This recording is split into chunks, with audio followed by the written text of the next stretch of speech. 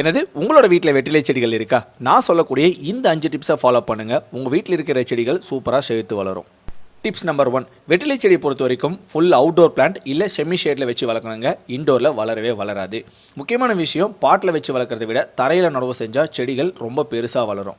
Tips number 2, எந்த மாதிரி மண் கலவையில் நடவு செய்யணும் அப்படின்னு கேட்பீங்க. கண்டிப்பாக வெற்றிலை செடிகளை செம்மண் கலவையில் நடவு செய்யுங்க. கலவையில் கொஞ்சம் கோகோபீட்டை ஆட் பண்ணிக்கலாம். டிப்ஸ் நம்பர் 3, வெற்றிலை செடிகளுக்கு கெமிக்கல் ஃபெர்டிலைசர் நீங்கள் எதுவுமே யூஸ் பண்ண வேணாம்.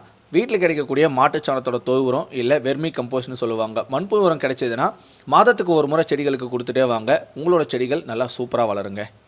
டிப்ஸ் நம்பர் 4, வெற்றிலை செடியை பொறுத்த வரைக்கும் இலைகள் நல்லா பழுப்பு நிறத்தில் இருக்குது, மஞ்சள் நிறமாக மாறிட்டு இருக்குன்னு சொல்லுவீங்க.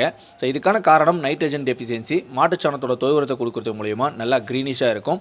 முக்கியமான விஷயம், ரொம்ப வெயிலில் வச்சிட்டிங்க அப்படின்னா கண்டிப்பாக கலர் சேஞ்ச் ஆகும். அதுக்காக தான் சொன்னது. செமி ஷேடான பிளேஸில் வச்சு மெயின்டைன் பண்ணணும்னு சொல்லியாச்சு. உங்கள் வீட்டோட வராண்டாஸில்